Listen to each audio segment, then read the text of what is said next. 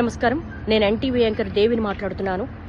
ఒక వార్తకు సంబంధించి నన్ను తెలంగాణ సిసిఎస్ పోలీసులు నిన్న నాకు కాల్ చేసి మాట్లాడుకుందాం రా అన్నారు.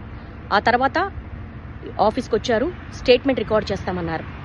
ఆ రికార్డ్ చేసే ప్రతి ప్రశ్న 3 గంటల పాటు నాకెంత మెంటల్ హరాస్మెంట్ ఉన్నా, నాకు సంబంధించింది కాకపోయినా, కేవలం నేను చేసింది వార్తను చదివాను. అది నా వృత్తి ధర్మంలో భాగంగానే చదివాను.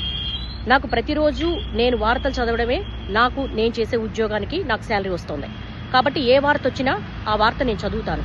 అందులో భాగంగా చేసిన నా వృత్తి ధర్మంలో వాళ్ళు నన్ను అడిగినప్పుడు ప్రతి ప్రశ్నకు నేను స్టూడియోలో ఎంటర్ అయిన దగ్గర నుంచి మినిట్ టు మినిట్ వాళ్ళకి ఆన్సర్ చేశాను.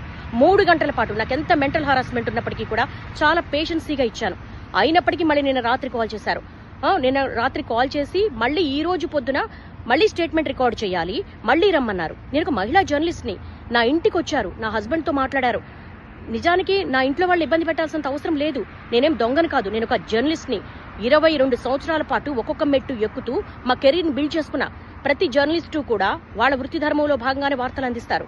ఓకే, జరిగిన దానికి మేము క్షమాపణ కూడా చెప్పాం. అయినప్పటికీ కూడా ఒక మహిళను కూడా చూడకుండా ఇంటి దగ్గరికి పోలీసులు పంపించాల్సిన అవసరం ఏంటి? నా హస్బెండ్తో మాట్లాడాల్సినంత అవసరం ఏంటి? ఇవన్నీ కూడా ఎందుకు తెలంగాణ పోలీసులు ఇంత దాష్టికానికి పాల్పడుతున్నారు?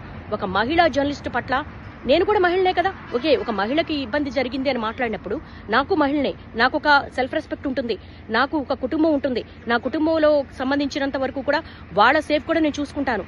కానీ ఎందుకు ఇంత దాష్టికానికి పాల్పడుతున్నారు? ఇది చాలా అన్యాయము. ఇలా నన్ను రోడ్ల మీద పరిగెత్తించడం అనేది న్యాయం కాదు. నేను నా వృత్తి ధర్మంలో భాగంగానే చేశాను. స్టేట్మెంట్ కూడా ఇచ్చాను, ఎక్కడికి పారిపోలేదు. కానీ తెలంగాణ పోలీసులు ఈ విధంగా సెర్చ్ చెయ్యడము, ఆఫీస్ దగ్గరికి రావడము, ఇంటి దగ్గరికి రావడం అనేది చాలా అన్యాయం. ఈ దాష్టికాన్ని ప్రతి ఒక్కరు ఖండించాల్సిన అవసరం ఉంది.